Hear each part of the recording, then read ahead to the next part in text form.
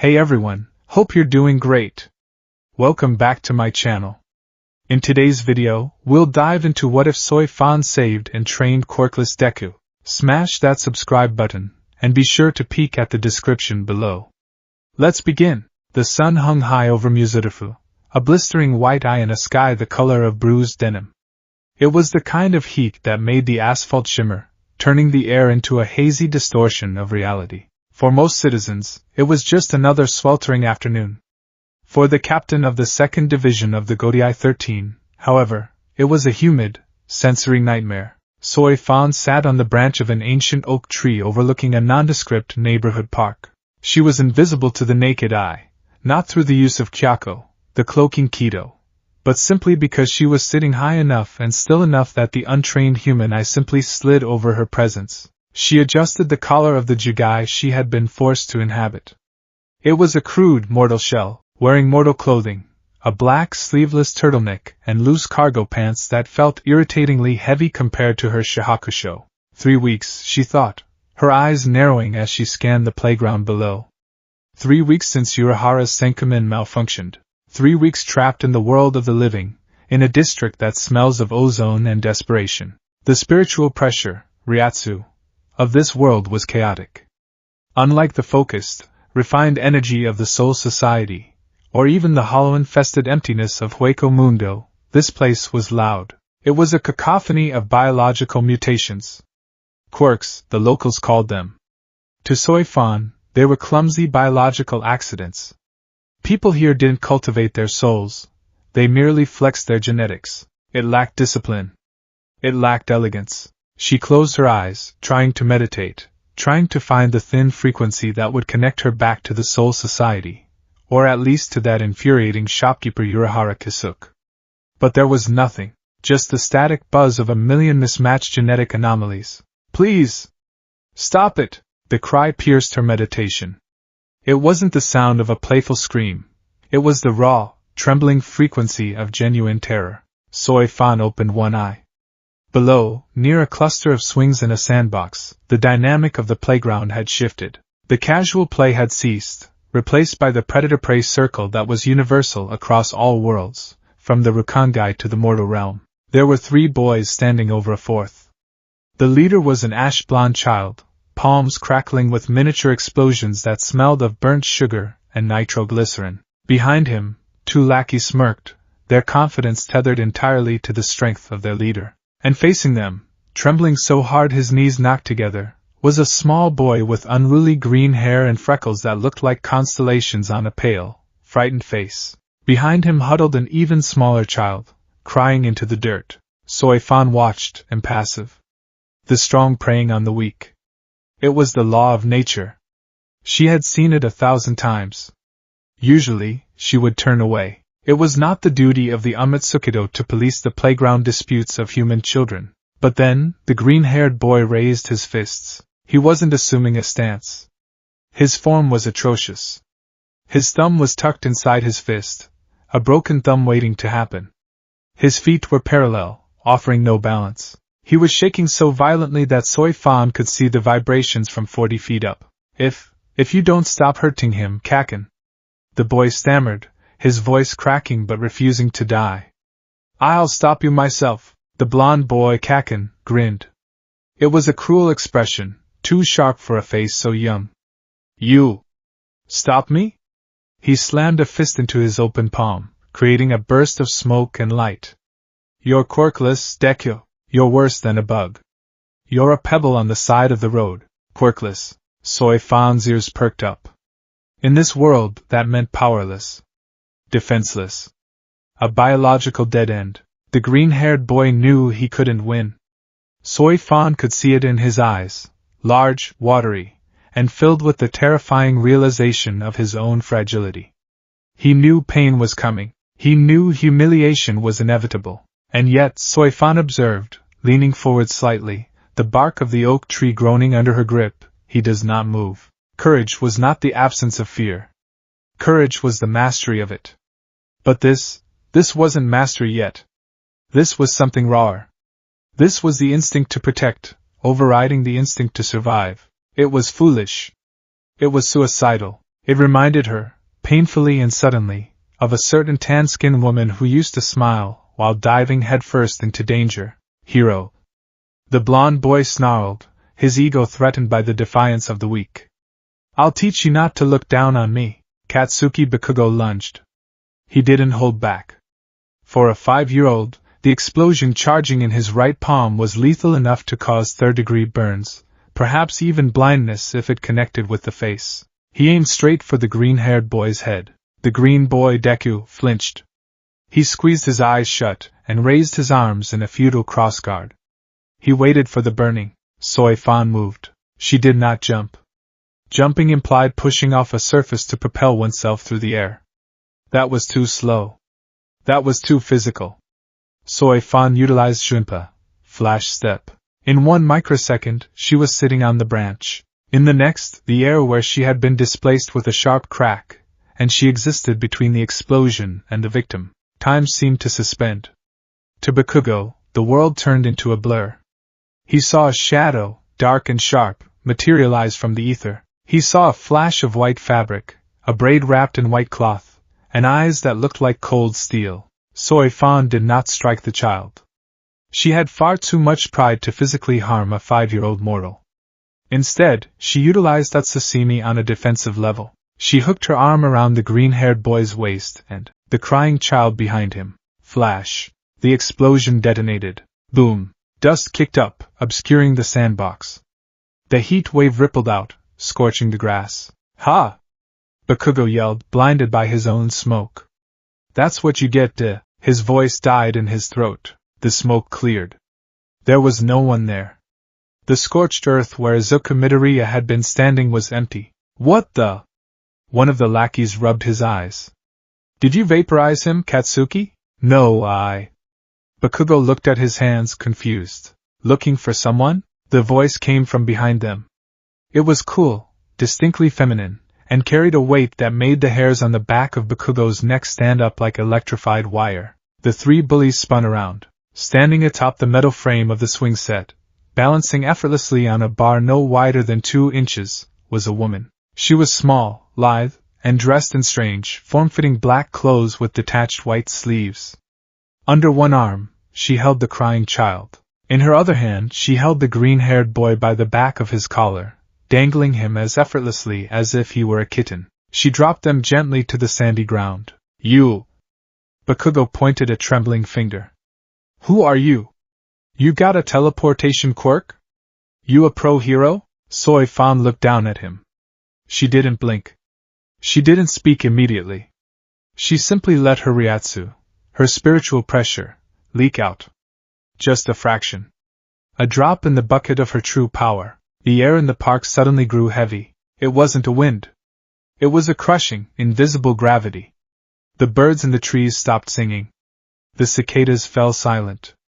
The sunlight seemed to dim, turning the vibrant afternoon into a grayscale nightmare. Bakugo felt invisible hands wrap around his throat. His lungs refused to expand. His knees, previously strong and arrogant, turned to water.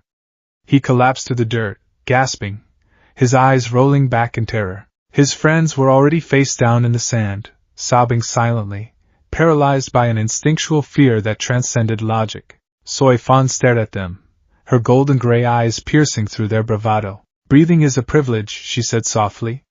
Her voice wasn't loud, but it echoed inside their skulls. Power is a burden. Those who use their strength to torment the weak are not warriors. They are cowards masquerading as predators. She flared her Ryatsu slightly more. Bakugo gagged, tears streaming down his face. He felt like he was drowning on dry land. He felt like an insect beneath a boot. Get out of my sight, she whispered. She withdrew the pressure instantly. The air rushed back into the park with a gasp. Bakugo sucked in a desperate breath, coughing violently. He looked up at the woman, his eyes wide with absolute horror. He didn't say a word. He didn't threaten her. He scrambled backward, crab-walking until he could stand, and then he ran. He ran faster than he had ever run in his life, his lackeys stumbling after him, leaving their dignity in the dirt. Soifan watched them go, her expression one of mild distaste. Then she turned her attention to the 2 children she had saved. The crying boy scrambled up, bowed hastily to Soifan without looking her in the eye, and sprinted away toward his mother, who was just entering the park. That left the green-haired boy. Izuku Midoriya was sitting in the sand, staring at his hands. He was trembling, but not from the Ryatsu. Soifan had shielded him from the brunt of it. He was shaking from the adrenaline dump. He looked up at her. His eyes were huge, green pools of all. You! Izuku whispered. You saved me. Soifan hopped down from the swing set, landing silently. She walked over to him. The explosion grazed you before I moved you. She knelt. She wasn't a gentle woman by nature, but her movements were precise. She took Izuku's arm. The skin on his forearm was red and blistering where the heat wave had caught him. It was a nasty burn for a child. Izuku hissed in pain but didn't pull away. You stood your ground, Soifan said, examining the wound. Why? Izuku sniffled, wiping his nose with his free hand. Kaken was going to hurt the other kid. I couldn't let him. You had no power to stop him, Soifan stated, her voice devoid of sympathy. It was a factual observation.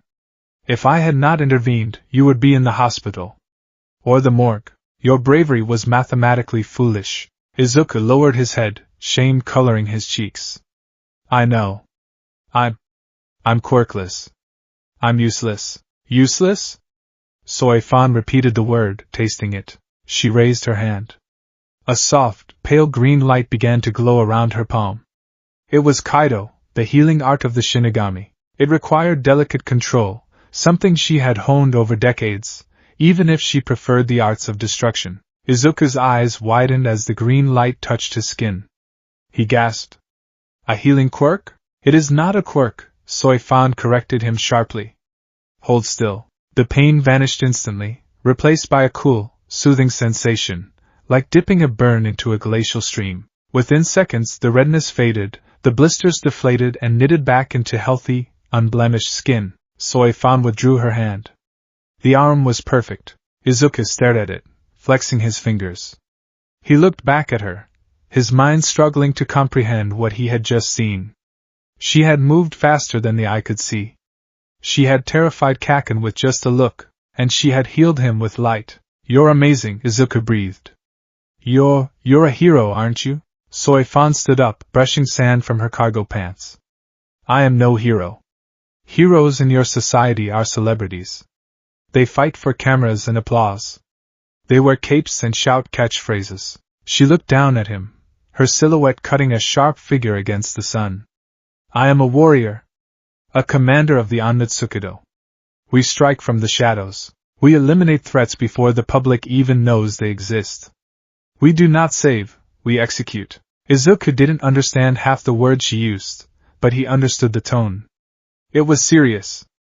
It was heavy. But you saved me, he pointed out. Soifan paused. She looked at the boy. Why had she saved him? It wasn't just pity. When she had looked at him standing before the blonde bully, she hadn't just seen a victim. She saw the faint, almost imperceptible flicker of Riryoku within him. Every living soul possessed some spiritual energy. In this world of quirks, most people's energy was twisted and fused with their biology to fuel their powers. But this boy, he was quirkless. His biology was mundane. This meant his soul was unburdened. It was a blank canvas. And in that moment of fear, his spirit hadn't broken, it had flared. It was weak. Pathetically weak. But it was dense. Tell me, boy, Soifan said. What is your name? Midoriya. Izuku Midoriya. Midoriya, she tested the name. You said you are quirkless. Does that mean you have no power? Yes, Izuku whispered, the tears returning. The doctor said. I have the extra toe joint. I'll never have a quirk. I can never be a hero like All Might. All Might, Soifan scoffed. She had seen the man on the giant screens in the city. A hulking mass of muscle and smiles. He was loud. He was everything she despised about this world's combat doctrine. Forget him. He is a hammer. Not every problem is a nail. She took a step closer to Izuku, leaning down until they were face to face. Listen to me closely, Izuku Midoriya. In my world, we do not have quirks. We have Riryoku, spiritual power. It is not given by genetics. It is forged. It is honed through discipline, through pain, and through the absolute refusal to die. Izuku's breath hitched. You don't have a quirk? I do not. But you're so strong. Strength is not a gift, Soifan said, her eyes narrowing intensely. It is a choice. You stood against a superior opponent today to protect another. That was the choice of a warrior, but you lacked the tools to back up that choice. Power without discipline is waste. Courage without strength is suicide. She straightened up, crossing her arms. I am stuck in this city for the foreseeable future. My patience is thin, and my boredom is growing. I see something in you, boy. A spark that hasn't been extinguished by your society's pity. She extended a hand. Not to help him up, but as an offer. Do you want to cry about your genetics? Do you want to pray for a miracle that will never come? Her voice dropped to a lethal whisper. Or do you want me to teach you how to bring men like that explosion boy to their knees without ever throwing a punch? Izuku stared at her hand.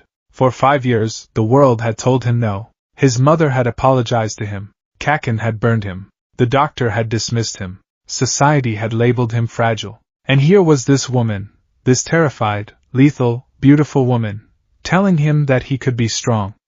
Not because of a lucky mutation, but because of him. The tears in his eyes didn't stop, but the shaking did. Izuku Midoriya reached out. His small, scarred hand grasped hers. Her skin was cool, calloused, and felt like steel wrapped in silk. Teach me, Izuku said. His voice was small, but it didn't waver. Please. Teach me how to be a hero. Soifan pulled him to his feet effortlessly. She didn't smile, but the corner of her lip twitched upward by a millimeter. Hero, she corrected him, turning and beginning to walk away, expecting him to follow. We will work on that vocabulary. First, I will teach you how to survive. Then I will teach you how to kill. Wait, kill? Izuku yelped, jogging to keep up with her surprisingly fast stride. Metaphorically, Soifan lied smoothly, though she wasn't entirely sure yet. Do not lag behind, Midoriya. Class begins now. Run until your lungs burn. If you stop, I leave you here. Yes, ma'am. Izuku Midoriya ran. He ran with his short legs pumping furiously to keep up with the assassin walking casually ahead of him. The sun was setting now, casting long shadows across the park. To any observer, it was just a woman and a child walking home, but in the spiritual realm, a connection had been forged. The wasp had found a student, and the green rabbit had found his fangs. The Soifan training regiment Day 1. Soifan did not live in a house. She had acquired access to an abandoned dojo on the outskirts of Mizudafu, a relic from a time before quirks made traditional martial arts less popular. It was dusty, the tatami mats were worn, and it smelled of old wood. To Soifan, it was perfect. She threw a broom at Izuku the moment they walked in. Clean, she ordered. Izuku caught the broom, confused. Is this part of the training? A cluttered floor leads to a cluttered mind. A cluttered mind leads to death. Clean the floor. Then the walls. Then the ceiling. Soifan sat in the center of the room, crossing her legs into a lotus position. I will be meditating. If you disturb me, you will run laps around the building until you vomit. Izuku swallowed hard. Yes, ma'am. He began to sweep. The dust was thick. He coughed, trying to be quiet. He watched her as he worked. She sat perfectly still, like a statue. Her breathing was so shallow he couldn't tell if she was breathing at all. An hour passed. Then 2. Izuku's arms ached. He was hungry. He was tired. But he remembered the look on Kaken's face when this woman had looked at him. He remembered the feeling of being healed. She chose me, he thought, scrubbing a stain on the floorboards. Someone finally chose me. That thought alone was enough fuel to keep him scrubbing until his fingers felt raw. When the moon was high in the sky, Soifan opened her eyes. The room was not spotless. He was only 5, after all, but it was significantly better. Izuku was slumped in the corner, fighting to keep his eyes open, clutching the broom like a lifeline. Midoriya, she said. He jumped, snapping to attention. Yes, come here. He scrambled over, sitting on his knees in front of her. Soifan studied him. You have stamina. Mental stamina. That is good. Most children would have quit or complained. I used to wait for my dad to come home, Izuku mumbled, rubbing his eyes. He never did. But I learned how to wait. Soy Fan felt a pang of something uncomfortable in her chest. She pushed it down. Emotions are fuel, but do not let them drown you. Now listen, what I am about to explain to you is the fundamental truth of the universe, hidden from your society. She raised a finger. Everything has a soul. You, me, the grass, the air. That soul produces energy. We call it Ryoryoku. In your world, people have forgotten how to access it because they rely on quirks. Quirks are physical. They are muscles. If you break the muscle, the power is gone. She poked Izuku in the center of his chest, right over his heart. Ryoryoku is here. It is infinite, provided your will is strong enough. You are a vessel, Midoriya. Currently, you are a leaky, fragile cup. If I poured my power into you, you would explode. Izuku went pale. Explode? Messily, she confirmed. To wield the arts of the Shinigami, Shuinpa, Kido, Hakuda, you must reinforce the vessel. You must make your body dense. You must make your mind sharp. Can I really do it? Izuku asked, his voice trembling. Even without a quirk? Soy Fan smirked. It was a terrifying expression. Boy, by the time I am done with you, you will look at quirks and laugh. You will move faster than their eyes can track. You will strike harder than their armor can withstand. You will be the invisible blade. She stood up. Go home. Eat protein. Sleep for 8 hours. Return here at dawn. Do not be late. Izuku stood up, his legs wobbling. He bowed deeply, his forehead touching the tatame. Thank you? Thank you so much, miss. He realized he didn't know her name. Soy Fan paused at the door to the back room. She looked over her shoulder. Suifeng, she said, using her true name. But you will call me master. Yes, master. Izuku grabbed his yellow backpack and ran out of the dojo. He sprinted all the way home to the apartment complex where his mother was frantically waiting. He was grounded immediately for being late, cried in his mother's arms, and ate his katsudon with a voracious appetite. But that night, as he lay in his All Might-themed bed, staring at the glow-in-the-dark stars on his ceiling, Izuku Midoriya didn't feel the crushing weight of despair that usually suffocated him. He closed his eyes and tried to feel it. The Ryoryoku. The spark. He felt nothing but indigestion and sore muscles. But for the first time in his life, he fell asleep with a smile that wasn't faked. Musudafu General Hospital the next day. In a quiet examination room, Inko Midoriya sat nervously, holding Izuku's hand. The family doctor, Dr. Tsubasa, was looking at a new set of X-rays with a frown. It's peculiar, the doctor muttered, tapping the film. Is something wrong, doctor? Inko asked, her voice high with anxiety. Izuku said he fell at the park, but he seems fine. He is fine. More than fine, the doctor said, turning around. His goggles reflected the fluorescent lights. Mrs. Midoriya, are you sure Izuku hasn't manifested a quirk? Perhaps a passive regeneration type? No, Inko shook her head. You said he was quirkless. The toe joint. Yes, the toe joint remains, the doctor said, scratching his chin. But look here. He pointed to the X-ray of Izuku's chest area. And here, along his neural pathways. Inko squinted. What am I looking at? Density, the doctor said, baffled. His bioelectric field is fluctuating strangely.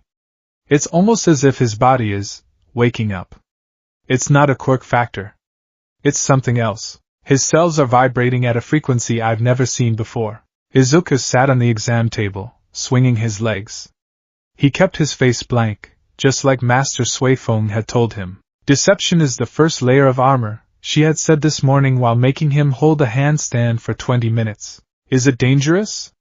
Inko asked. I don't think so, the doctor sighed. He's just extraordinarily healthy.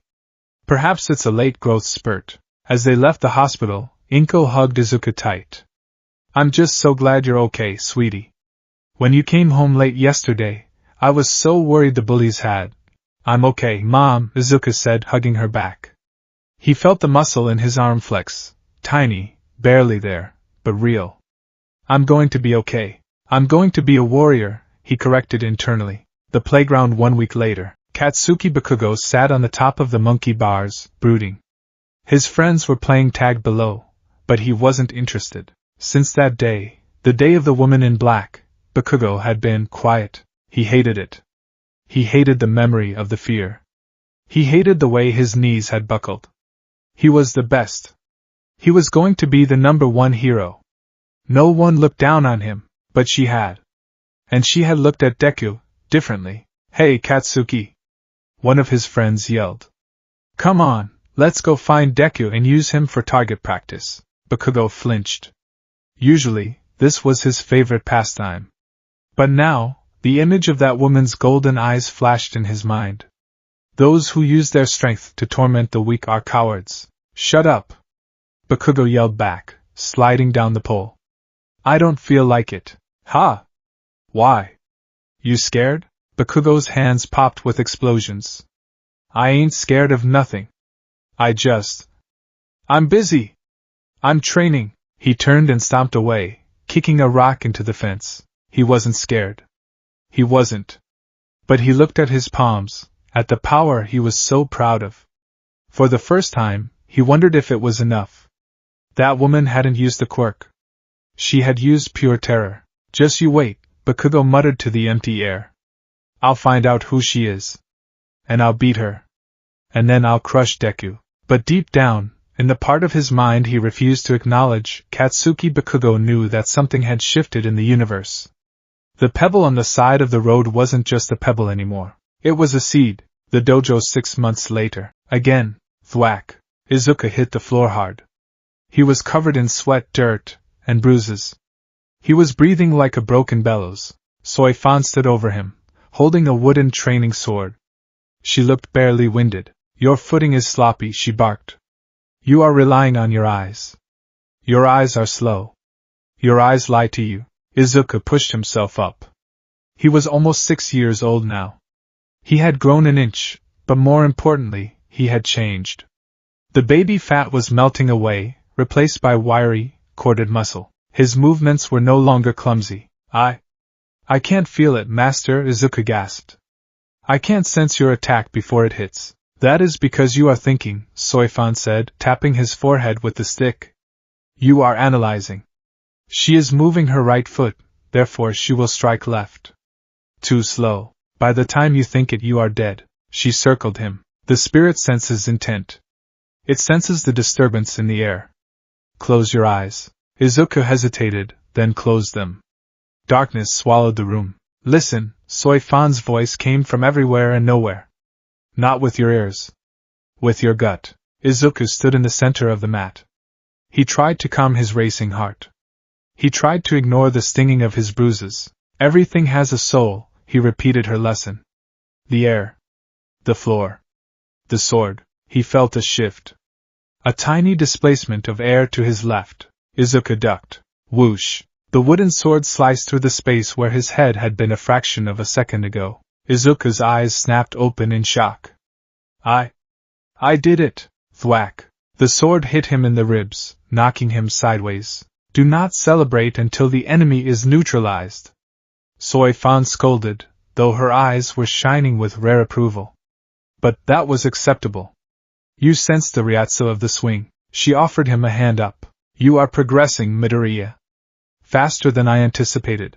Izuku beamed, clutching his bruised side. "Really? Do not let it go to your head. You are still a novice. A toddler stumbling in the dark." She walked over to her bag and pulled out a bottle of water, tossing it to him. "But, you are no longer a victim." Izuku caught the bottle. He looked at his hands. They were calloused now. Rough. They were the hands of someone who worked. "Master," Izuku said, opening the bottle. "When will you teach me the flash step?" "The Shuinpa?" Soifan paused. She looked at the boy. He was young. Too young for the strange Shuinpa put on the legs. But his Riryoku density was spiking. The dormant power within him was hungry. "When you can catch a hummingbird with your bare hands without hurting it," she said. "A hummingbird?" Izuku exclaimed. "That's impossible." "The Amatsukido deals in the impossible," Soifan said, walking toward the door. "Class dismissed. I have business in the city." Do your homework? And Midoriya? Yes, master? She stopped in the doorway, the moonlight framing her silhouette. Happy birthday. She vanished. One moment she was there, the next, empty air. Izuku stood alone in the dojo. He smiled, a wide, genuine, toothy grin. He squeezed the water bottle. He was 6 years old. He was quirkless. And he was the apprentice of a captain of the Soul Society. The world of heroes wasn't ready for what was coming.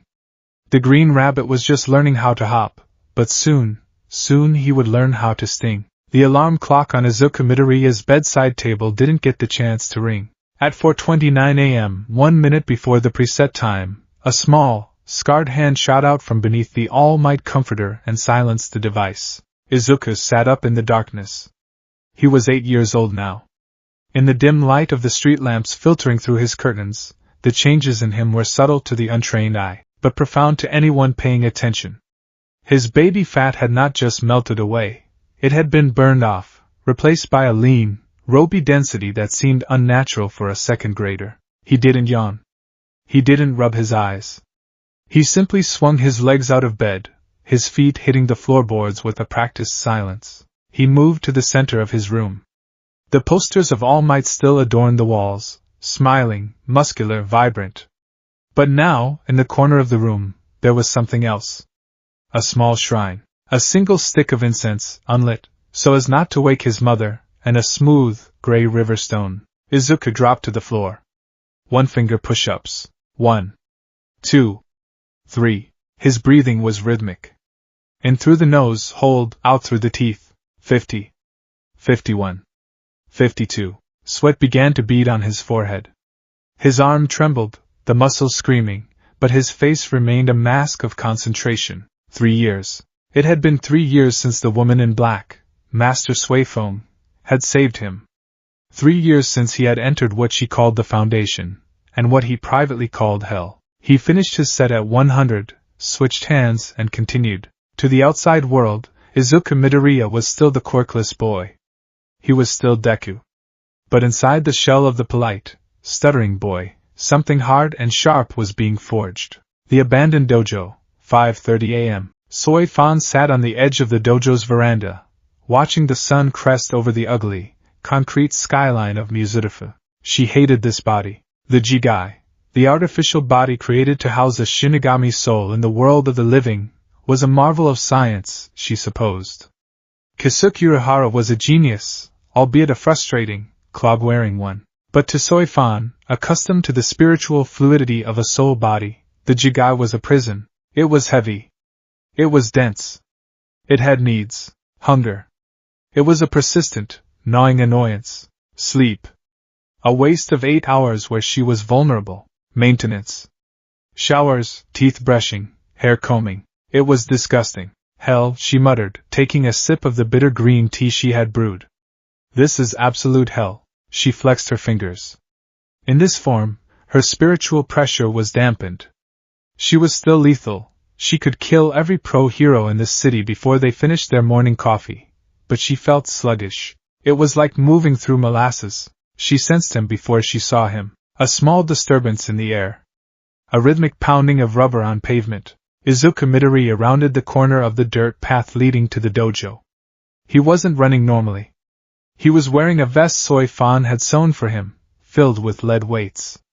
Strapped to his ankles were sandbags. He was 8 years old, and he was carrying an extra 40 pounds of gear. He looked terrible.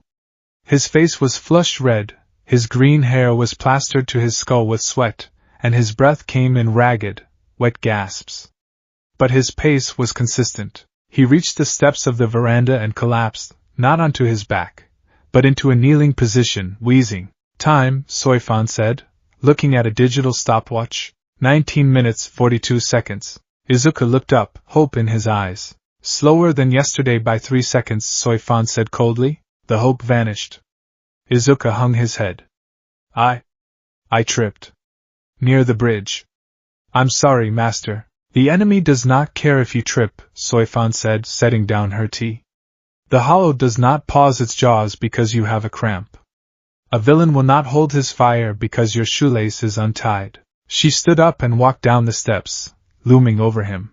In the Amatsukido, we have a saying, mistakes are the footprints of the dead. You are alive, Midoriya. Act like it. Yes, master. Izuku croaked. Take off the weights. Drink water. You have 2 minutes before flexibility training begins. If you vomit, do it in the bushes, not on my mats. Izuku scrambled to obey, his fingers fumbling with the buckles of the weighted vest. Soifan watched him. Despite her harsh words, she was intrigued. When she had first taken him in, she expected him to quit in a week. The training she put him through was watered down from the Shinigami Academy curriculum, but only slightly. It was designed to break grown men, but the boy was stubborn.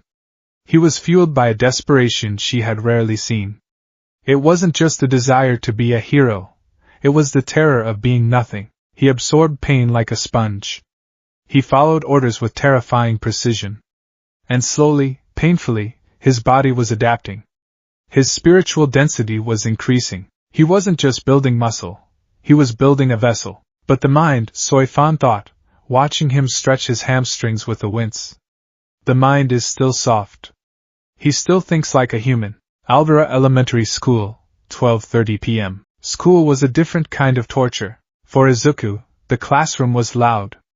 After spending his mornings in the absolute, disciplined silence of the dojo, the screaming of children and the droning of teachers felt overwhelming. He sat at his desk, staring at his notebook.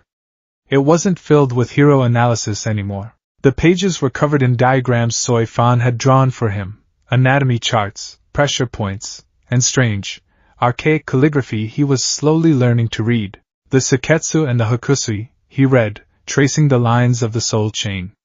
The source of spiritual power.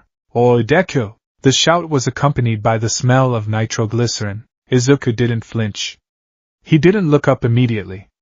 He finished tracing the character for focus before slowly closing the notebook. Katsuki Bakugo stood by his desk, flanked by his usual lackeys. At 8 years old, Bakugo was already a tyrant. His quirk was stronger, his ego larger, and his patience shorter. I'm talking to you, nerd! Bakugo slammed a hand onto Izuku's desk. A small explosion scorched the wood. The class went silent. The teacher, as always, pretended to be busy with paperwork. Izuku looked up. His eyes were green, but they were darker than they used to be. They were calm. It was the calmness of someone who had spent the morning holding a horse stance while a grown woman threw pebbles at his forehead. Hello, Kaken, Izuku said softly. Don't give me that look. Bakugo growled. You think you're better than me? Just because you stopped following me around? You're still a quirkless reject. Bakugo swung his arm. It was a telegraphed right hook, aimed at Izuku's shoulder. Weight shifts to the left foot. Izuku's mind analyzed instantly.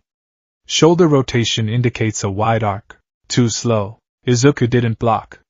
Blocking required opposing force with force, and Bakugo was physically stronger. Instead, Izuku exhaled and leaned his torso back 3 inches. The fist whizzed past his nose, disturbing his bangs. Bakugo stumbled, his momentum carrying him forward. Wah! Bakugo regained his balance, his face twisting in rage. You dodged? You were aiming for my collarbone, Izuku stated, his voice flat. It would have hurt. I'll show you hurt. Bakugo lunged again, both hands crackling. Izuku stood up. He didn't fight back. Master Suifeng had forbidden him from using Hakuda, hand-to-hand combat, on civilians.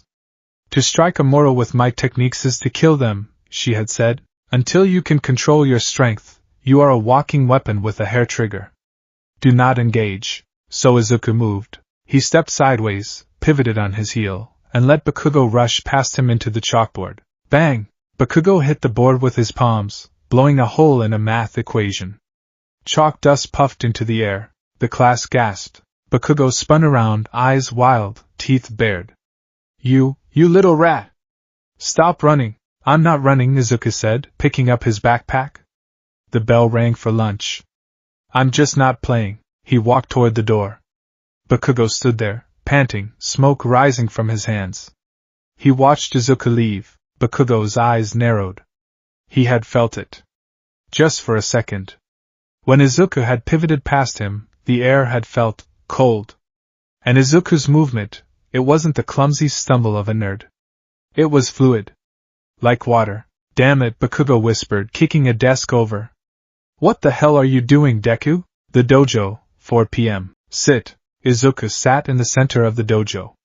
The afternoon sun cast long shadows across the floor. Soifan stood before a portable whiteboard she had stolen from a university dumpster and refurbished. She held a black marker. Today, we stop focusing on the body, she announced. Today, we discuss the nature of your existence.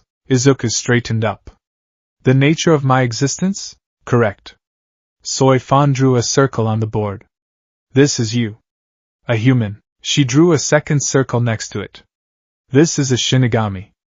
A death god. What I am. She drew a third circle, jagged and messy. This is a hollow. A corrupt spirit. Izuku raised his hand. Master? You've mentioned Shinigami before, but are you like a ghost? In a sense, Soifan nodded. We are beings of spirit matter. We live in the soul society. Our duty is to guide the souls of the dead, pluses, to the afterlife and to purify hollows. She tapped the board. I am the captain of the 2nd Division of the Godai 13. The commander of the Anmatsukido, the stealth force.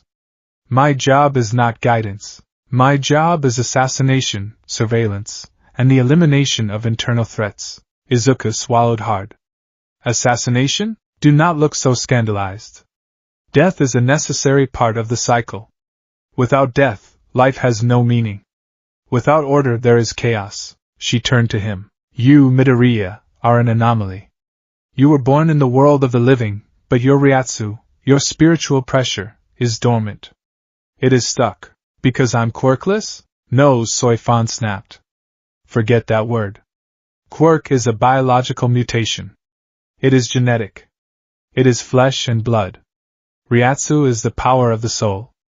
Everyone has it. But in this era, humans have evolved to rely on their biological mutations, so their spiritual power has atrophied. It has gone to sleep. She walked over to him and placed a hand on his shoulder. To use the techniques I teach you, to use Shunpa, Flash Step, to use Kido, Demon Arts, you cannot use your muscles. You must use your spirit. How? Izuku asked, desperate. I've tried. I tried to flex it like a muscle, but nothing happens. That is your mistake, Soifan said quietly. You are trying to turn on a light switch. But Ryatsu is not a switch. It is a river. You do not turn on a river, Midoriya. You open the dam. She stepped back. Stand up. Izuku stood. Close your eyes. He closed them. Attack me? Izuku's eyes snapped open. What? You heard me. Attack me? With everything you have. If you hold back, you are doing laps until midnight. Izuku hesitated. He looked at his small fists. Then he looked at Soifan. She stood relaxed, her arms loose at her sides. I don't want to hurt you, Soifan laughed. It was a dry, sharp sound. Hurt me? Boy, you couldn't hurt me if I gave you a sledgehammer and stood still for an hour. Come! She released a pulse of her Ryatsu. It wasn't the crushing weight she had used on Bakugo years ago. This was sharper. It felt like a needle pressed against Izuku's throat. It was pure killing intent. Izuku gasped. His instincts screamed at him to run, fight. Soifan commanded. Izuku yelled and charged. He threw a punch. Soifan didn't even move her feet. She slapped his hand away. He spun and tried a kick. She caught his ankle and threw him onto the mat. Thud. Weak, she said. Again. Izuku scrambled up. He attacked again. A flurry of punches. Left, right, jab. Soifan parried them with one hand, looking bored. You are fighting with your arms. Your arms are short. Your muscles are weak. Use your spirit. I don't know how. Izuku screamed, frustration bubbling over. Tears pricked his eyes. I don't know what that means. He swung wildly. Soifan sidestepped and tripped him. He face-planted into the tatame. You are thinking like a hero, Soifan said, her voice dripping with disdain. Heroes want to save. They want to preserve. They are soft. She grabbed him by the back of his shirt and hauled him up. The Amatsukido does not save. We survive. We eliminate. We enforce. She brought her face close to his. Deep down, you are terrified, Midoriya. You are terrified that the world is right, that you are nothing, Izuku sobbed, struggling in her grip. Stop it! You want to prove them wrong? Then stop being human. Stop being a biological accident. Reach inside that fear and pull out the weapon hidden beneath it. She threw him backward. He skidded across the floor, hitting the wall. We are going to the forest, Soy Fan declared. The dojo is too safe for you. The Forest of Spikes, Twilight. The Forest of Spikes was a name Soy Fan had given to a dense, overgrown patch of woods behind the old dojo. It was filled with thorny brambles, uneven terrain, and sharp rocks. The sun had set. The woods were pitch black. This is the final test of your foundation training, Soy Fan said. Her voice came from the darkness. Izuku stood in a small clearing, shivering. The air was cold. I am going to hunt you, Soy Fan said. Izuku froze. Master? I will suppress my speed to match yours. I will suppress my strength. But I will not suppress my intent. If I catch you, I will knock you unconscious. If you pass out, you fail. If you fail, I leave. Leave? Izuku squeaked. You mean, go home? I mean I leave the city. I will find a way back to Soul Society on my own. And you will go back to being Deku. The useless boy who dreamt too big. The threat hit Izuku harder than any punch. No, he whispered. Then survive, she hissed. Suddenly, the air shifted. Killing intent. It washed over the clearing like a tidal wave of ice water. Izuku's vision blurred. His heart hammered against his ribs like a trapped bird. This wasn't the playground bullying. This was the sensation of being prey. A twig snapped to his left. Izuku threw himself to the right, rolling over a patch of thorns. Whoosh! A hand snatched the air where his neck had been. Too slow, Soy Fan's voice whispered in his ear. Izuku scrambled up and ran. He didn't know where he was going. He just ran. Branches whipped his face, cutting his cheeks. Roots tried to trip him. He could feel her. She was everywhere. She was the shadow in the corner of his eye. She was the wind rustling the leaves. Is this it? Her voice echoed from the canopy. Is this all you have? Running away? Izuku skidded to a stop, panting. He was trapped against a steep rock face. Soy Fan dropped from the trees, landing silently 5 meters away.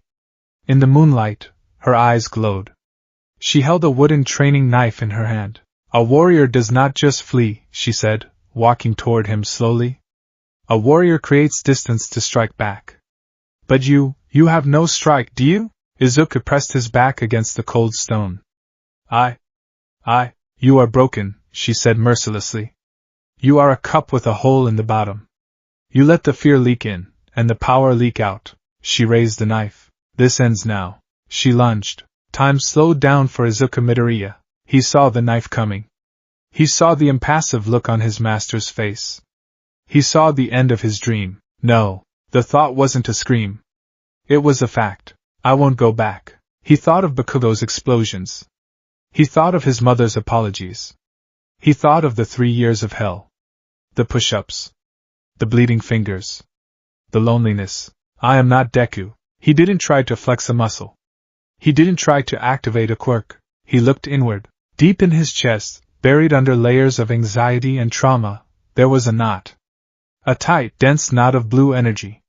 It had been there all along, pulsing quietly. Open the dam. Izuku grabbed the knot with his mind and pulled. Snap.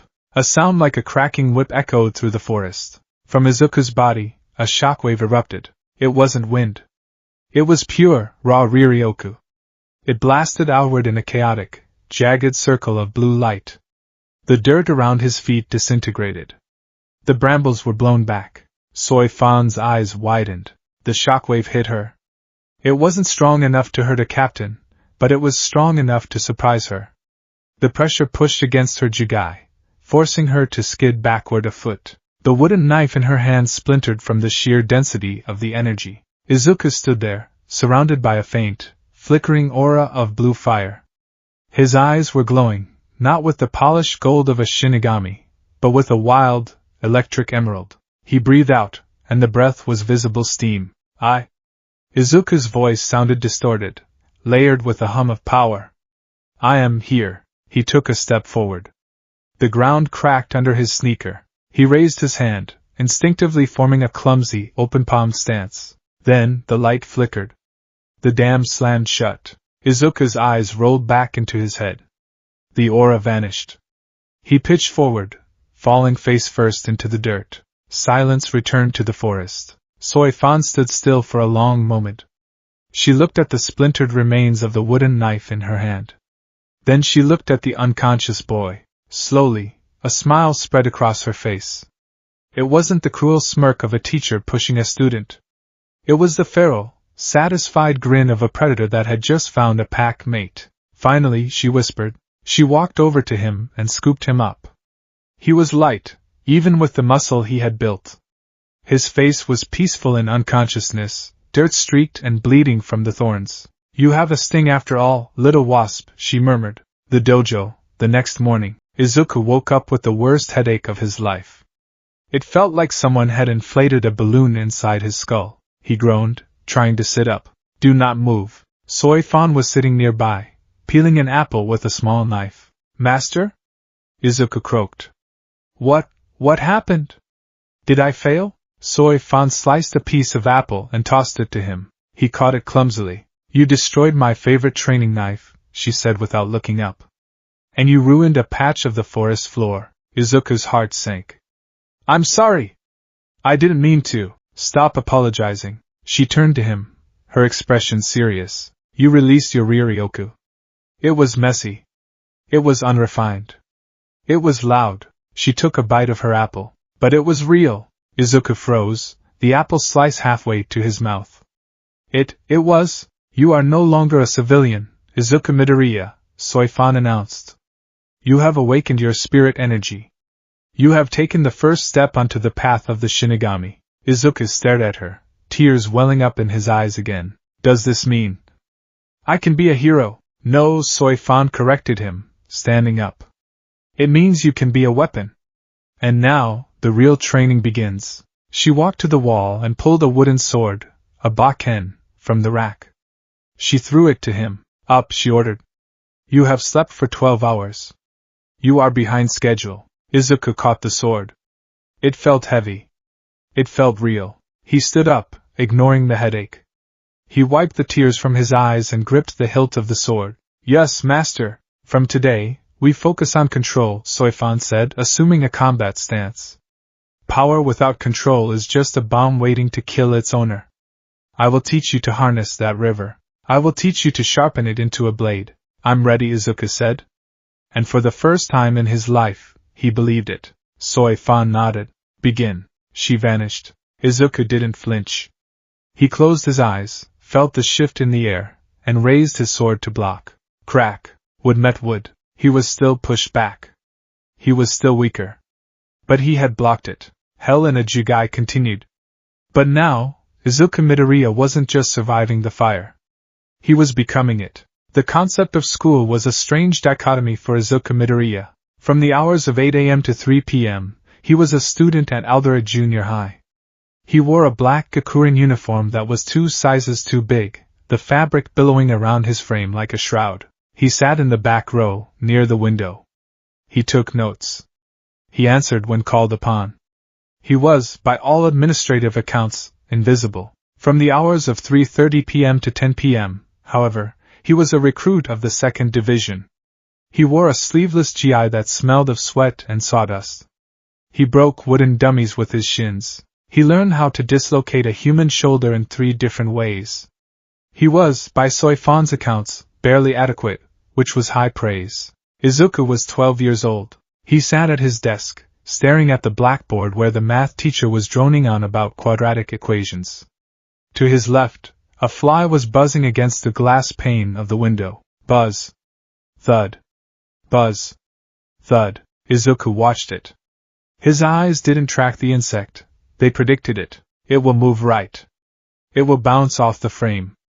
It will land on the sill. The fly landed exactly where he anticipated. Izuku's hand twitched.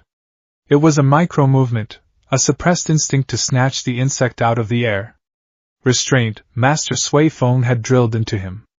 A weapon that fires at everything is a liability. Midoriya. The teacher's voice cut through the humidity of the classroom. Izuku stood up. His chair didn't scrape against the floor. He had learned to lift his weight almost imperceptibly as he stood, silencing the movement. Yes, sensei. The answer to problem 4 on the board. X equals -3, or X equals 7, Izuku replied instantly. His voice was deeper now, the squeak of childhood replaced by a calm, level baritone that seemed too mature for his face. Correct, the teacher mumbled, turning back to the board. Sit down. Izuku sat. 2 rows ahead, Katsuki Bakugo scowled. He gripped his mechanical pencil so hard the plastic casing cracked. Bakugo hated this. He hated the new Deku. For years, Deku had been a bug. A crying, stuttering mess that Bakugo could crush, mock, and explode at will. It was the natural order. Bakugo was the sun, Deku was the shadow. But the shadow had stopped crying. Somewhere around the age of 9, the tears had dried up. The muttering had stopped. The flinching, the flinching, had vanished completely. Now, when Bakugo threatened him, Izuku didn't cower. He just looked. He looked at Bakugo with eyes that were frighteningly empty of fear. It wasn't defiance. Defiance required effort. This was indifference. He thinks he's better than me, Bakugo thought, his palms starting to smoke against the desk surface. He's quirkless trash, but he walks around like he knows something I don't. The bell rang. Chaos erupted as students shoved books into bags, eager to escape. Izuku moved efficiently, sliding his notebook into his yellow backpack. He was out of his seat and halfway to the door before most students had zipped their bags. Deku! Bakugo slammed his hand against the doorframe, blocking the exit. His 2 lackeys flanked him, sneering. Going somewhere? Bakugo sneered. We haven't had a chat in a while. Izuku stopped. He stood perfectly still, his arms loose at his sides. He didn't look at Bakugo's face. He looked at Bakugo's center of gravity. Leaning forward, Izuku analyzed automatically. Right foot heavy. Open guard. Emotional state, volatile. I have to go, Kaken, Izuku said quietly. I have lessons. Lessons? Bakugo laughed. What lessons? Knitting? Crying? You think because you got a little quiet you're tough now? Bakugo reached out, grabbing the front of Izuku's kakurin. You're still nothing, he pulled. Or rather, he tried to pull. Izuku didn't budge. It was like grabbing a statue bolted to the floor. Underneath the baggy uniform, Izuku's core was engaged, his feet rooted with the basics of a stance Soi-fan called Fudo, immovable. Bakugo's eyes widened slightly. He tugged harder. Nothing. Let go, please, Izuku said. Don't tell me what to do. Bakugo ignited a small explosion in his grip. Boom. The fabric of the uniform singed. Smoke curled up between them. Izuku didn't blink. He didn't cough. That's school property, Izuku noted. I don't give a damn. Bakugo raised his other hand, preparing a larger blast. Fight back. Do something, you creepy nerd, Izuku sighed. It was a weary sound, the sound of an old man trapped in a boy's body. Shift weight. Drop center. Izuku twisted his torso. It was a subtle, snake-like movement. At the same time, he stepped into Bakugo's space, not away from it. By closing the distance, he jammed Bakugo's leverage. Bakugo's grip slipped. In the blink of an eye, Izuku was past him. He hadn't shoved Bakugo. He hadn't hit him. He had simply occupied the space Bakugo had vacated a split second prior. It was a basic application of ho-ho, agility footwork. See you tomorrow, Kaken, Izuku said, already walking down the hallway. Bakugo stood in the doorway, his hands still raised, clutching empty air. The smoke from his explosion drifted listlessly. What? One of the lackeys whispered. How did he do that? Bakugo spun around, his face contorted in pure, unadulterated rage. DKU. But the hallway was already empty. The dojo, 4:15 p.m. You are late. Soi-fan was hanging upside down from the rafters of the dojo, doing crunches. She didn't look at him. I was detained, Izuku said, dropping his bag and immediately beginning his warm-up stretches. Bakugo. Did you engage? No, master. Did you sustain damage? He burned my collar. Soi-fan dropped from the ceiling, landing silently. She walked over to him and inspected the singed fabric. Sloppy, she critiqued. You allowed him to grab you. If that had been a knife, you would be bleeding. If it had been a hollow, you would be missing a throat. It was a hallway, master. There was nowhere to dodge. There is always somewhere to dodge, Soy Fan snapped. Up. Down. Through. The enemy's existence occupies space. Your job is to occupy the space they are not. She walked to the center of the mat. Today, we escalate. Izuku paused mid-stretch. Escalate? You have mastered the basics of Hakuda. You can break a board. You can throw a man twice your weight. Your physical conditioning is acceptable. She crossed her arms, the white fabric of her arm warmers stark against her black outfit. It is time to learn Shunpa. Izuku's heart skipped a beat. Shunpa. The flash step. He had seen Soy Fan use it for 7 years. It was the technique that made her a god in his eyes. It wasn't speed, it was instantaneity. It was the ability to erase distance as a concept. Finally, Izuku breathed. Do not get excited, Soy Fan warned. You will not enjoy this. She pointed to the far wall, about 20 meters away. Walk there, she ordered. Izuku walked. Now run back. Izuku ran. He was fast. His sneakers squeaked against the wood as he sprinted, crossing the distance in under 3 seconds. Slow, Soy Fan yawned. Glacial. A tortoise with a limp could outpace you. Izuku panted slightly. I'm trying, master. That is the problem. You are running. Running is a physical act. It relies on the contraction of muscle fibers, the friction of the floor, the propulsion of leverage. She vanished. There was no sound. No blur. One moment she was 10 feet away. The next, her nose was touching his. Shunpa, she whispered, is a spiritual act. She stepped back. The concept is simple to explain, impossible to master for most. You must coat your feet in Ryoryoku. Densely. You must create a platform of spirit energy beneath your soles. Like walking on air? No. You are compressing the space between point A and point B. You are using the spirit energy to slide through the friction of the world. You do not push off the ground. You pull yourself through the air. She gestured to the wall. Try it. Focus your Ryoryoku into your feet. Visualize the destination. Do not run to it. Be at it. Izuku closed his eyes. He took a deep breath. He felt the familiar hum of the energy in his gut, the hakusui. He guided it down his legs. It felt warm, like liquid fire. He pulled it in his soles. Be at the wall. Be at the wall. He tensed. Now! Izuku triggered the energy. Boom! He launched forward with explosive force. He did not arrive at the wall gracefully. He arrived at the wall as a projectile. His face slammed into the wood paneling with a sickening crunch. His body followed, crumpling into a heap on the floor. Ow! Izuku muffled into the floorboards. Pathetic, Soy Fan observed. You used too much explosive force, not enough lubrication.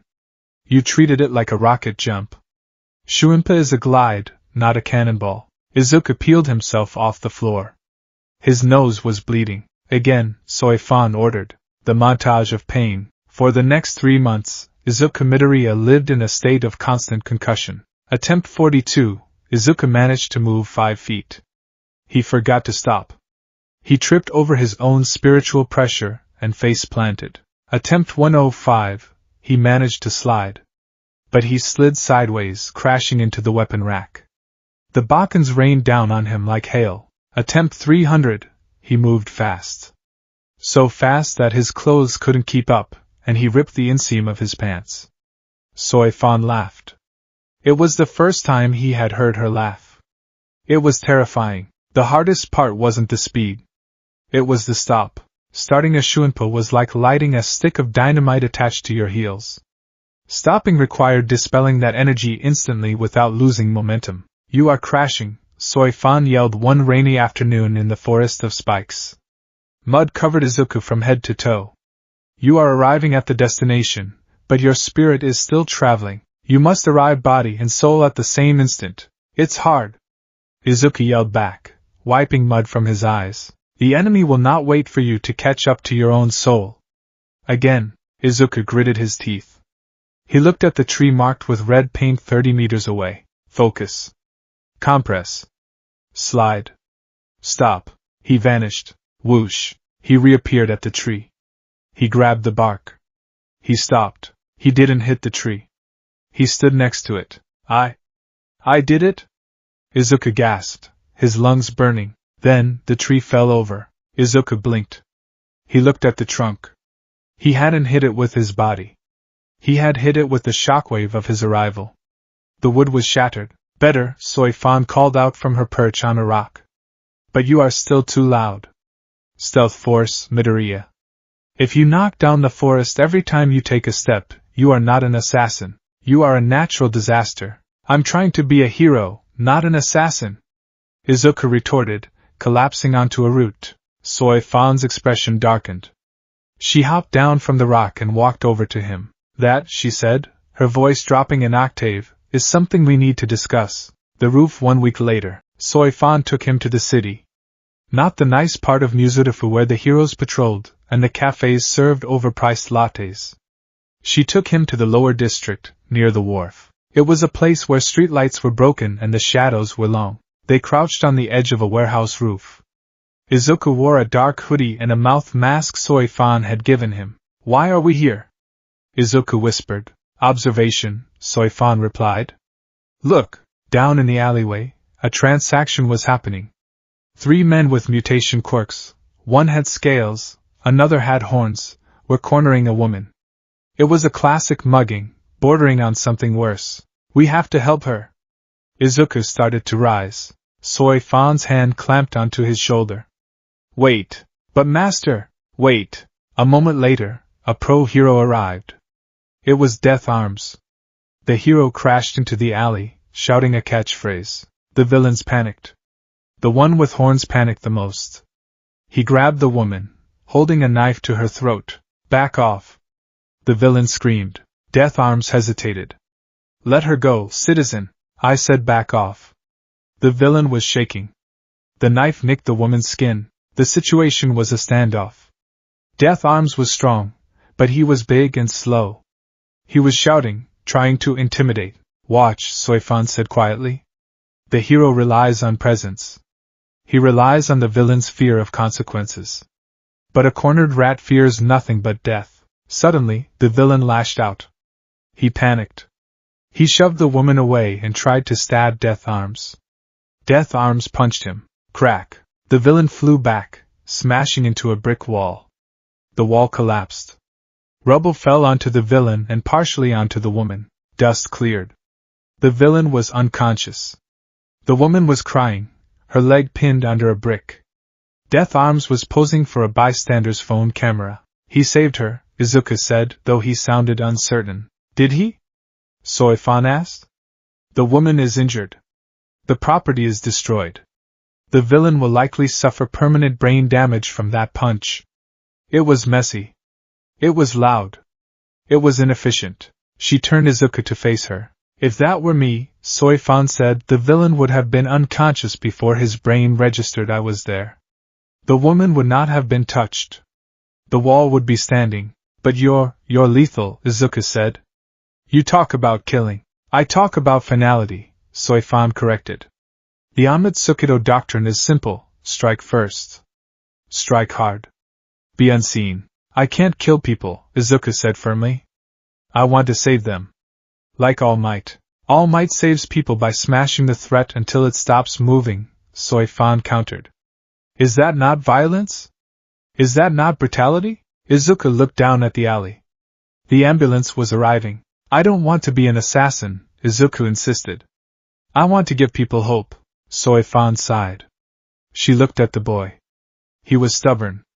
Incredibly, stupidly stubborn. It was his greatest flaw and his greatest strength. Very well, she said. We will compromise. Compromise? You will not kill, Soifan agreed. But you will not brawl. You will not trade punches like a drunkard in a bar. You will learn the art of incapacity. She held up 2 fingers. 2 seconds, Midoriya. That is your limit. If a fight lasts longer than 2 seconds, you have failed. You must strike the nerve clusters. You must disrupt their equilibrium. You must use Hakuda to disable them so swiftly they do not even realize they have lost. She poked him in the chest. If you cannot kill, you must be so fast that the enemy wishes they were dead. You must be a ghost. A phantom that delivers justice and vanishes. Can you do that? Izuku thought about it.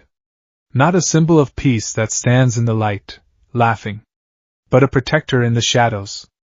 A guardian who ends the threat before fear can even take root. Yes, Izuku said. I can do that. Good, Soifan stood up. Then let's go. We have training to do. And if you crash into a tree again, I'm making you eat the bark. The final exam of the year. Izuku was 14 now. The UA entrance exam was 10 months away. He stood in the center of the dojo. He was shirtless, revealing a torso that was a map of scars and muscle. His breathing was shallow. Soifan stood opposite him. She was not wearing her Jigai's casual clothes. She was wearing her Shinigami uniform, the Shihakusho. She had stepped out of her Jigai for this session. Catch me, she said. It was the game they had played for 2 years. The hummingbird game. She released a yellow butterfly, a hell butterfly, into the air. No, she corrected herself. Catch that. The butterfly fluttered lazily. Begin. Izuku moved. He didn't tense his muscles. He didn't crouch. He simply willed himself forward. Shuinpa. He vanished. He appeared in the air, his hand cupped around the butterfly. It was perfect. No sound. No wind. No shockwave. He had slid through the friction of the world like a needle through silk. But as his fingers closed, Soifan was there. She was hovering upside down, her face inches from his. Too slow, she grinned. She flicked his forehead. Thwack. Izuku plummeted to the floor, landing in a crouch. He opened his hand. The butterfly was gone. You telegraphed your intent, Soifan said, landing lightly. You looked at the butterfly with desire. Your spirit shouted, I am coming to get you. How do I stop that? Izuku rubbed his forehead. Empty your mind, she said. Become the void. Do not want the butterfly. Be the space around the butterfly. She sighed, sensing his frustration. However, she admitted, your speed has improved. You are faster than any human on this planet without a speed enhancement quirk. Izuku brightened. Really? Do not preen. You are still a snail compared to a lieutenant. But, you are ready for the next step. The next step? Weapons, Soifan said. And? Shunko. Shunko? Flash war cry. It is an advanced technique combining Hakuda and Kido. It coats the body in pressurized Ryoryoku. It is dangerous. It tears the clothes off your back and the skin off your bones if you lose control. She smirked. But it will allow you to punch through a tank. Izuku gulped. Sounds fun. The sludge villain incident, alternate. It was a Tuesday. Izuku was walking home from school, taking the route under the bridge to avoid Bakugo, who had been particularly aggressive lately. Izuku was reading a book on Kido theory. He was trying to memorize the incantation for Heido 4, Byakurai, a medium-sized invisibility cloak. The voice bubbled up from the sewer grate. Izuku stopped. He didn't look up from his book immediately. His spiritual senses pinged. Malevolent energy. Fluid. Behind me, a mass of sludge erupted from the grate. You'll make a perfect skin suit, kid, the sludge lunged.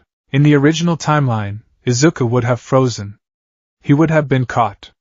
All Might would have saved him. In this timeline, Izuku sighed. He snapped the book shut. Shuinpa. The sludge grabbed empty air. Huh! The villain blinked his liquid eyes. Where'd he go? Izuku was standing on top of the bridge railing, 10 feet above. That's illegal, Izuku called down. Attacking civilians. And gross. You little punk! The sludge roared, tentacles lashing out. Izuku watched them come. They were slow.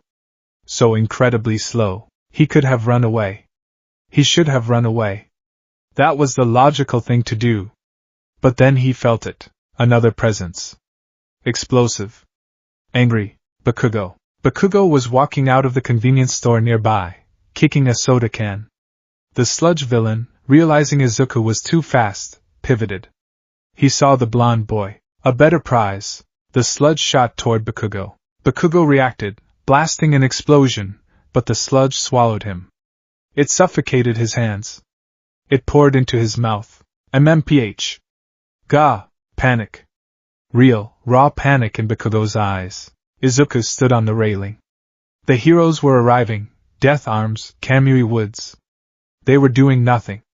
My quirk isn't suitable. I can't get close, Soi Fan's voice echoed in Izuku's head. If you cannot kill, you must be a ghost. Strike first. Izuku dropped his backpack. He didn't scream. He didn't yell Kaken. He vanished. Whoosh. He appeared directly in front of the sludge villain. He was inside the villain's reach before the slime could react. The villain's eye, a large, rolling eyeball, stared at him. You again? Izuku pulled his right arm back. He channeled Riryoku into his fist. Not enough to kill. Just enough to disrupt. Hakuda Tesho. Palm heel strike. He slammed his open palm into the sludge, directly beneath the eye. He didn't hit the slime. He sent a pulse of energy through the slime, targeting the villain's physical body hidden inside the fluid. Bam! The liquid rippled violently. The villain gagged, his control over his form destabilizing for a split second. The grip loosened. In that microsecond, Izuku grabbed Bakugo's collar. Shuinpa. A blur. Izuku stood on the sidewalk, 20 feet away. He was holding a coughing, slime-covered Bakugo. The sludge villain was writhing in the street, disoriented by the concussive blow to his core. The crowd was silent. The heroes were silent. Bakugo hacked up sludge, looking up at Izuku with wide, terrified eyes. You! Izuku let go of him. He looked at his hand. It was shaking slightly. I didn't think, Izuku whispered. I just moved. I am here. All Might crashed out of the sewer system, landing on the sludge villain with a Detroit smash that changed the weather. The wind pressure knocked everyone over. Izuku stood his ground, using Fudo to root himself, shielding his face with his arm. When the dust cleared, the villain was scattered. All Might stood victorious, but All Might wasn't looking at the cameras. He was looking at the green-haired boy who stood like a soldier amidst the chaos. And from the shadows of a nearby building, a woman in black watched with a small, proud smirk. 2 seconds, Soi Fan whispered. Adequate. The aftermath of a battle, Izuku Midoriya had learned, was often louder than the battle itself. The sludge villain incident had ended not with a whisper, but with a roar.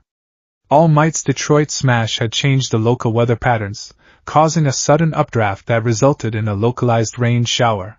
The crowd had erupted into cheers, chanting the hero's name. But in the center of the chaos, the dynamic was strange. Katsuki Bakugo, the victim, was being praised. 2 heroes, a man with wooden limbs and a woman with giant strength, were patting him on the back. You have an amazing quirk, kid, Kamui Wood said, nodding approvingly.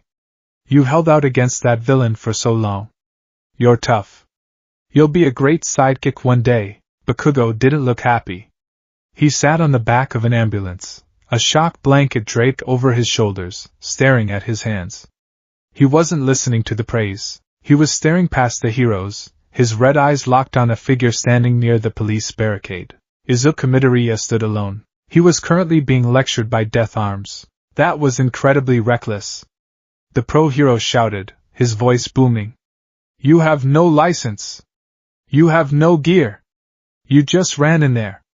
Do you have a death wish? You could have gotten yourself killed, and the hostage too. Izuku stood at attention. His posture was perfect, spine straight, chin slightly tucked, hands clasped behind his back. It was the stance of a subordinate receiving a reprimand from a superior officer. He did not look at the ground. He looked Death Arms directly in the eye. I assessed the situation, Izuku said calmly. His voice was steady, cutting through the hero's bluster. The villain was fluid. Physical strikes were ineffective. His weak point was the ocular organ. I applied a precise strike to disrupt his equilibrium and extracted the civilian in under 0.4 seconds. Death Arms blinked. The technical jargon threw him off. That's not the point.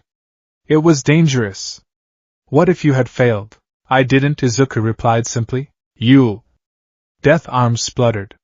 You kids these days. Just because you have a speed quirk doesn't mean you can play vigilante. I do not have a quirk, Izuku said. The silence that followed was heavy. The heroes nearby stopped talking. Even the reporters, who were trying to shove microphones in Bakugo's face, turned their heads. Ha! Death Arms frowned. Quirkless? But I saw you teleport. It is not teleportation, Izuku said, turning away. It is high-speed movement. It is training. He bowed, a sharp, waist-hinged movement that felt archaic. I apologize for the disturbance. I will be leaving now. Hey! Wait! We need a statement for the police. Izuku walked toward the crowd. He didn't push through. He simply moved. He shifted his shoulders, turned his hips, and slipped through the gaps between people like water flowing through a grate. By the time Death Arms reached the barricade, Izuku Midoriya was gone. The walk home. The adrenaline was fading, replaced by the familiar ache in his muscles. Izuku walked down a quiet residential street, the sounds of the sirens fading behind him. The sun was setting, casting long, orange shadows that stretched across the pavement. He pulled a small notebook from his pocket, not his old hero analysis for the future, but a black leather-bound journal Soifan had given him. Combat log, date XX/XX. Target, sludge villain, fluidity type.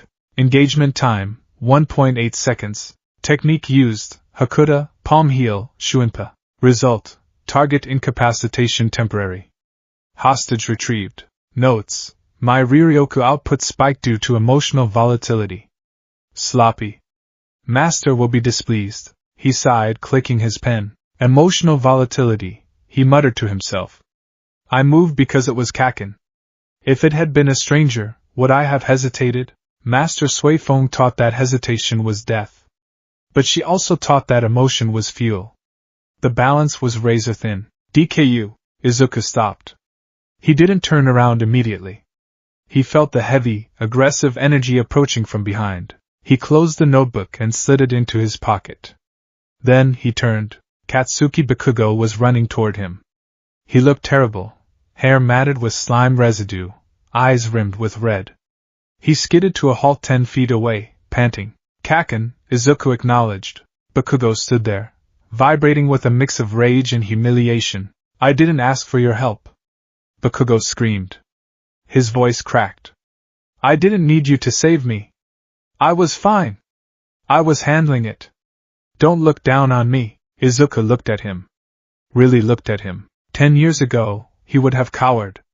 5 years ago, he would have apologized. Now Izuku just felt pity. You were dying, Izuku said softly. Bakugo flinched as if he'd been slapped. Shut up. Your airways were obstructed. Your explosions were ineffective. You were suffocating. Izuku took a step forward. There is no shame in being overpowered, Kaken. The shame lies in refusing to admit it. I said shut up. Bakugo clenched his fists. I'm going to be the #1 hero.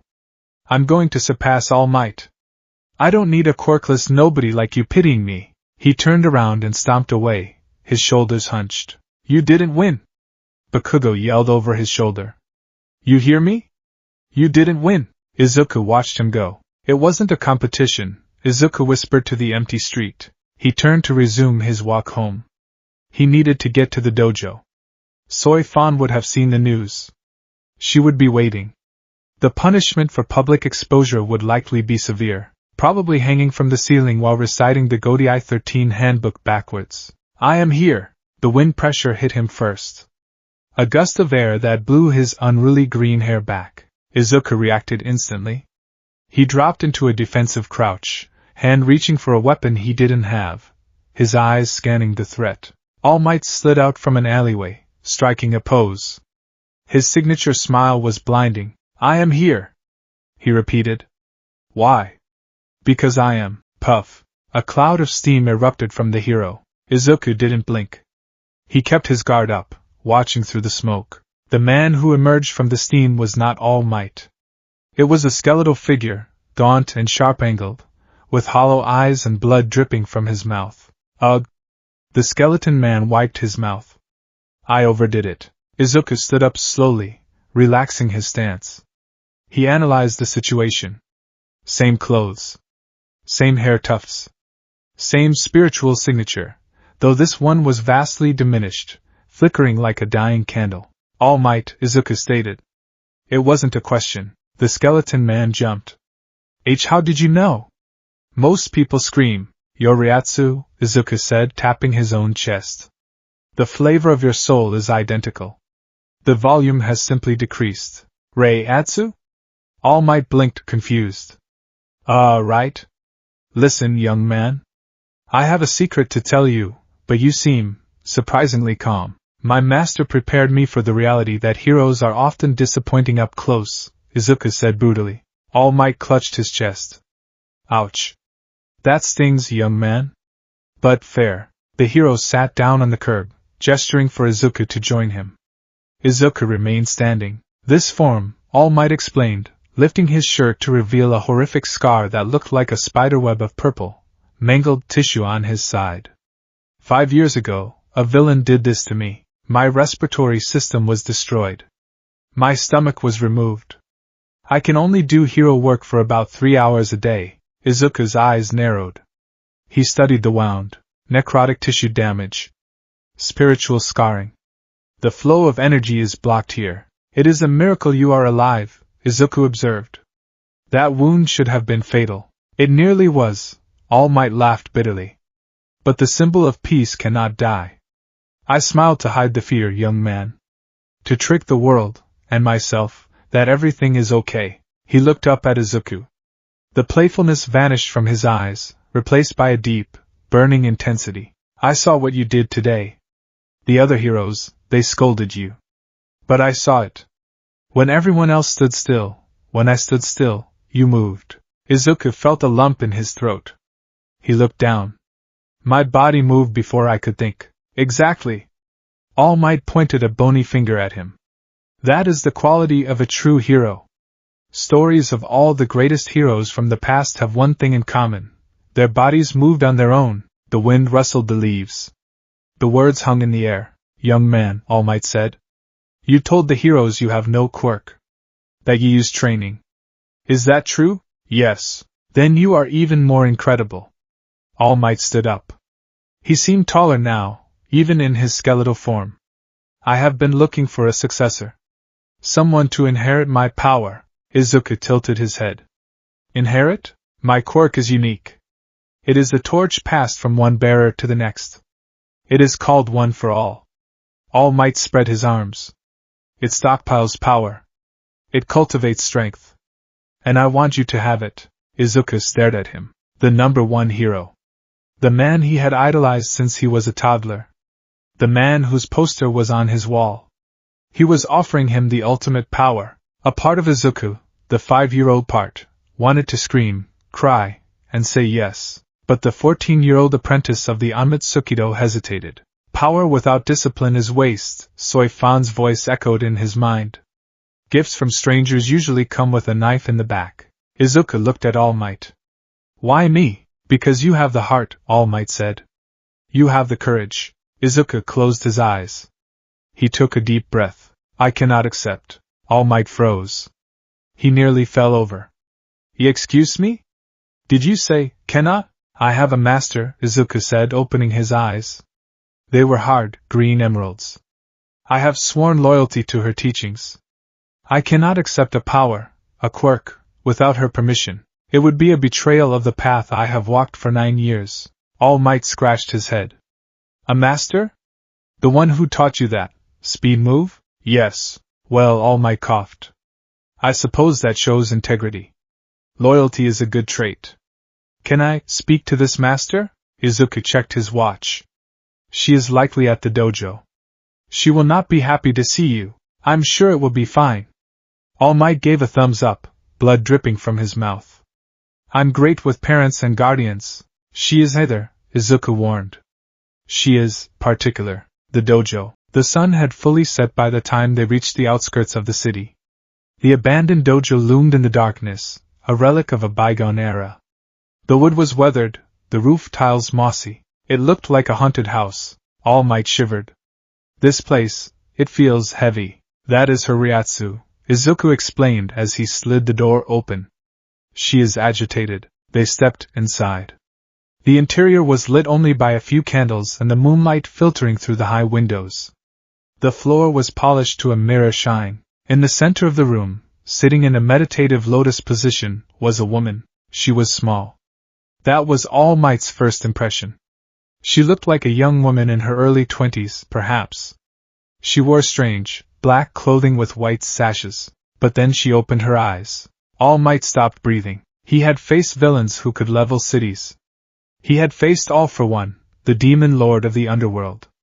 But the gaze of Soi Fan was something else entirely. It was the eyes of a creature that viewed death not as a tragedy, but as a filing error. You brought a stray, Soi Fan said. Her voice was cool, echoing slightly in the empty room. Izuku dropped to one knee, bowing low. Master. I apologize for the intrusion. This is— I know who he is, Soi Fan interrupted. She didn't stand up. She looked at All Might with an expression of mild distaste. Tashinori Yagi. The symbol of peace. The loud one. All Might stepped forward, trying to summon his charisma. Ah, yes. That is me. Though I am surprised you know my civilian name. I assume young Midoriya has told you about. He has told me nothing, Soi Fan said. I analyzed your bone structure and spiritual signature from the news footage. You are dying, are you not? All Might stiffened. Well, yes. My time is short. Good, Soi Fan said. All Might choked. Excuse me? A warrior who clings to life past his expiration date becomes a liability, Soi Fan stated coldly. She finally stood up. Her movement was fluid, like mercury. She walked toward them. You are decaying. Your spirit is leaking out of that hole in your side like water from a cracked vase. It is messy. It is undisciplined. All Might felt a sweat break out on his forehead. This woman, she was terrifying. Ma'am, I assure you, I am still capable of saving people. You save them with brute force, Soi Fan scoffed. She circled him, inspecting him like a piece of livestock. I watched the footage of the sludge incident. Your smash. You changed the weather. Do you have any idea how much collateral damage that causes? How many windows shattered? How many birds died in the pressure wave? I try to minimize. You are a hammer, Soi Fan cut him off. You treat the world as if it is made of nails. And now, she stopped in front of him, looking up. Despite being 2 feet shorter, she seemed to look down on him. You want to give your hammer to my student. All Might looked at Izuku, then back to Soi Fan. I want to give him the power to protect. He has the heart of a hero. He has the heart of an assassin, Soi Fan corrected. Or at least, he did, until you showed up with your sentimental speeches. She turned to Izuku. Midoriya. Yes, master. Do you want this? She gestured to the skeleton man. Do you want this? One for all? Izuku remained kneeling. He looked at the floorboards. I want to be strong enough to protect everyone, Izuku said quietly. My Riryoku, it is growing, but it is limited by my human physiology. You said so yourself? I am a vessel made of clay. If I push too hard, I break. He looked up, meeting her eyes. All Might says this power stockpiles energy. It enhances the body. If I had that, if I had a vessel that could not break, I could use the full extent of your teachings. Soi Fan was silent. She stared at him. She probed his soul. She saw the ambition there. It wasn't greed. It was a desperate need to be useful. To be capable. She looked back at All Might. Explain the mechanism, she ordered. How does this transfer work? All Might blinked. Well, it involves the ingestion of genetic material. Usually hair. Soi Fan wrinkled her nose. Disgusting. Humans are barbaric. She paced the room, her arms crossed. Midoriya is a human, she began, lecturing the air. However, through the Anmatsukido training, he has awakened his Ryoryoka. He is effectively a substitute Shinigami without a Zanpakuto. His body is denser than a normal human's, but it is still flesh. She stopped and looked at All Might. If he takes your power, what happens to his spirit? It merges, All Might said, unsure.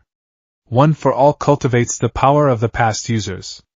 It merges with the user's own spark. A battery, Soi Fan mused. An external spiritual battery grafted onto his soul. She weighed the options. Option A, forbid it. Izuku remains a highly skilled martial artist, but he will hit a ceiling. He will never be able to fight the heighter threats of this world, the ones like All for One, without burning out his life force. Option B, allow it. Izuku gains immense physical durability and raw power. This would allow him to withstand the physical recoil of high-level Shunpa and Shunko. Fine, Soifan said abruptly. Izuku's head snapped up. Master, I will allow it, Soifan declared. On conditions. All Might sighed in relief. Oh, thank goodness. I promise, I will teach him everything I know about. You will teach him nothing about combat, Soifan silenced him with a glare. All Might froze. Huh, your fighting style is atrocious, Soifan said bluntly. You swing wide. You telegraph your attacks. You rely on invulnerability. If Midoriya fights like you, I will disown him. She stepped between them. Condition 1. I remain his primary combat instructor. You are forbidden from teaching him how to punch, kick, or move. All Might looked dejected. But, what do I teach him? You are the symbol of peace, Soifan said, her voice softening just a fraction, though still dripping with skepticism. Teach him that. Teach him how to smile at the cameras. Teach him the laws. Teach him how to carry the burden of a society that is too lazy to save itself. She turned to Izuku. Condition 2. You will not rely on this quirk. It is a tool. It is a backup generator. If I catch you using a smash when a precise finger jab would suffice, you will run laps until your legs fall off. Yes, master. Izuku beamed. Condition 3. Soifan looked at All Might again. You said you are injured. Yes, show me. All Might hesitated, then lifted his shirt again. Soifan leaned in. She didn't touch it. She sensed it. The spiritual pressure around this wound is necrotic, she muttered. Whatever hit you, it carried a curse. A rotting agent. She stood back. I cannot fix the organ damage. I am not Captain Unohana. But, she raised her hand. A soft, yellow light glowed on her fingertips. Kido, I can stabilize the spiritual leak. It will give you perhaps an extra hour a day. And it will stop the pain. All Might's eyes widened. You can do that? I am doing it for the boy, Soifan said sharply. If his hero teacher dies in the middle of training, it will be an inconvenience for me. She pressed her hand to his scar. All Might gasped. It felt like a hot iron, then ice. The constant, throbbing ache that had plagued him for 5 years suddenly dulled. It didn't vanish, but it receded into the background. He took a deep breath. His lungs felt clearer. Oh my goodness! All Might patted his chest. He transformed into his muscle form, puffed, and flexed. I feel fantastic. Stop shouting, Soifan hissed, covering her ears. And stop flexing. You look ridiculous. All Might deflated, laughing nervously. Thank you? Truly. I don't know who you are, Miss Captain Soifan, she said. And you are unwelcome in my dojo unless summoned. We have a schedule. Right. Of course. All Might bowed. Young Midoriya. I will meet you at Dagoba Beach tomorrow morning at 6 a.m. We must prepare your body for the transfer. Izuku looked at Soifan. Go, she waved a hand dismissively. But return by 6 p.m. for agility drills. Yes, master. All Might retreated, backing out of the dojo while bowing repeatedly to the terrifying small woman. When the door closed, silence returned to the dojo. Soifan sat back down on her mat. She picked up her tea, which had gone cold. One for all, she whispered to the darkness. A power passed down, sounds like a Zanpakuto spirit. She looked at the empty space where Izuku had been kneeling. He is going to break himself, she murmured. And I will have to put him back together. She took a sip of the cold tea. Ideally, he will be stronger for it. Dagoba Municipal Beach Park, the next morning. The beach was a garbage dump. Mountains of trash, rusted cars, and old appliances stretched for miles. All Might stood atop a pile of tires in his muscle form. Welcome, young Midoriya, he bellowed. This is your first step.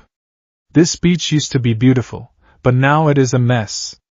Your goal is to clean. I'm done. All Might looked down. Izuku was standing at the bottom of the pile, holding a rusted truck axle over his shoulder like a baseball bat. Behind him, a massive section of the beach was already cleared. How long have you been here? All Might stuttered, deflating. Since 4 a.m., Izuku said, tossing the axle onto a recycling truck he had apparently arranged. Master Suifeng says waking up after sunrise is for the lazy. All Might looked at the beach. At this rate, the boy would be done in a few months, not the 10 months he had planned. Right, All Might's sweat dropped. Well, this might be easier than I thought. He jumped down. Midoriya, my boy. You are physically ready. Your muscles are dense. Frankly, you're stronger than some pros I know. He plucked a hair from his head. So, let's not waste time. He held out the hair. Eat this. Izuku stared at the hair. He looked at All Might. Is this a joke? No. It contains my DNA. You must ingest it to accept the power. Izuku sighed. He thought of Suifeng. Disgusting, she had said. She was right. But he took the hair. For the mission, Izuku muttered. He swallowed it. Nothing happened. It takes a few hours to digest, All Might explain cheerfully. Now, while we wait, tell me more about this Shunpa. Izuku picked up a refrigerator and strapped it to his back. It's not for show, All Might.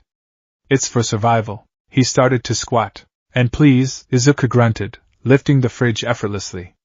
Don't call it a quirk. The inner world. That night, Izuku had a dream. He was standing in a dark void.